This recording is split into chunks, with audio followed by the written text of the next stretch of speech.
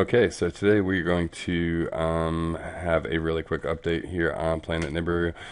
Was reading an article on the UPI. There's a large-scale motion being detected near the San Andreas Fault system, um, which is obviously cause for concern. You can see here on this model that they've put together, the red areas are the areas that are actually rising. And then the fault itself, as you can see, there's the cracks running through, and then we're getting a lot of pressure building around the fault system itself. That's never good.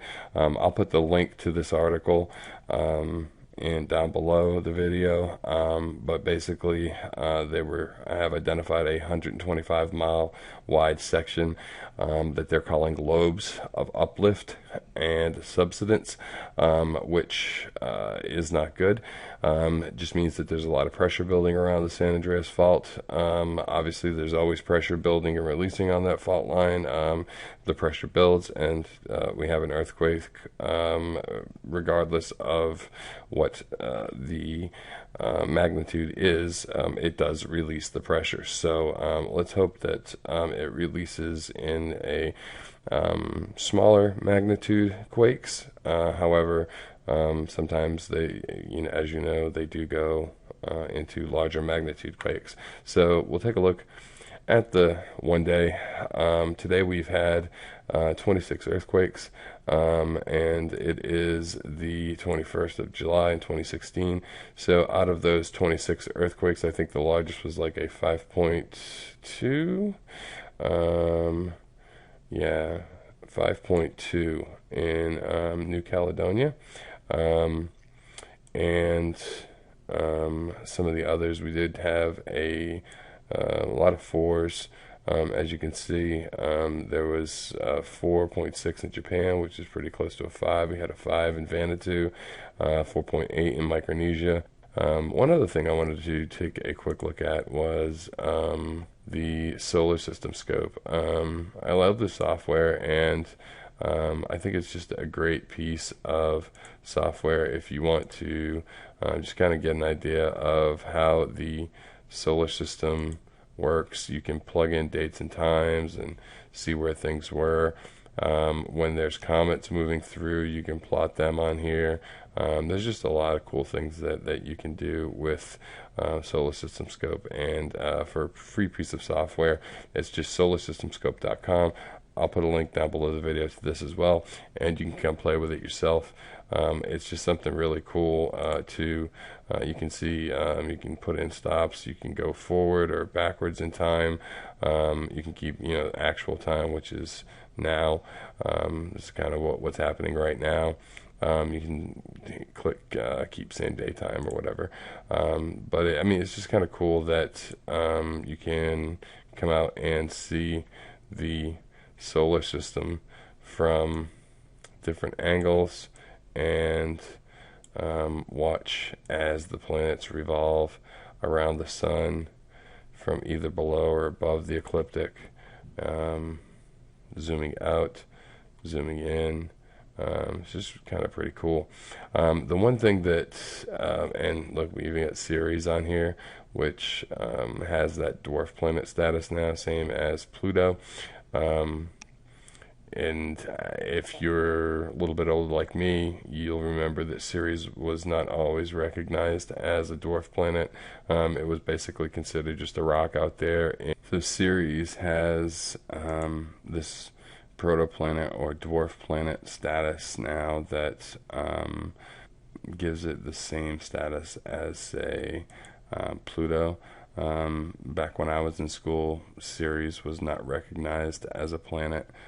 It was just a large object in the asteroid belt, which is on the outside of Mars, between, like, say, Mars and Saturn. There would be the asteroid belt, which a lot of people theorize that Ceres was a planet, was hit by a comet or a large object, and the remnants from the planet Ceres were scattered into what we now know as the asteroid belt that sits outside of Mars, or outside the orbit of Mars. It's kind of interesting that Ceres is now recognized as a protoplanet, or as a subplanet, or maybe even a moon that was pulled off course. Ceres could have been a moon of, say, Saturn, or maybe even Jupiter, or possibly even Mars, that was pulled off course by something passing through with a large electromagnetic pull. Of course, here on this channel, we might say that Planet X or Nibiru passed by and pulled Ceres out of its orbit and left it in its current orbit. Or Planet X passed by one of its planets or moons, or some of the large space debris that it carries with it, smashed into Ceres, which smashed it into the asteroid belt and left a core, small piece that was small enough to classify as a protoplanet, or a moon, or a subplanet, leaving it out there in its own orbit now. So, however Ceres came to be, and the asteroid belt came to be, it's just interesting that now it is recognized as a type of planet, which is pretty cool. And if you go to solarsystemscope.com, you can come here and play with this software and watch the orbits of Ceres and all of the planets in our solar system. The one thing that I don't like about this particular piece of software is, and this model in general, is that it gives people the idea that the sun is static and it's just floating in the center of our solar system, and that all the planets just kind of revolve around it.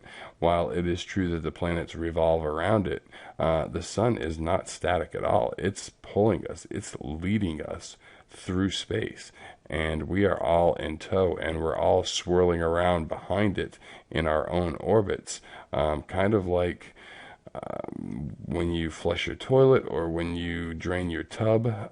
That helical swirl that happens is how our solar system actually moves through space. And this, while it is a good way to show kind of where the planets are in relation to each other and how they move in relation to each other, and distances of each and whatnot, it's misleading because it shows the sun as a static entity when it's not. Our sun is moving through space. Here we go. It's moving through space just like we are, and its electromagnetic resonance is pulling all of us, all of our planets, all of the moons of our planets, and everything through space with it. And this is a great, here we go, a great graphical representation of how things really work. The sun is shooting along, and you can see there's a big shock wave out here that the sun is creating with its electromagnetic field of energy, and all of the planets are swirling around behind it in a helical type pattern, just like if you were, again, flushing your toilet or draining your tub. So that's been Planet Nibiru for today, and have a great day.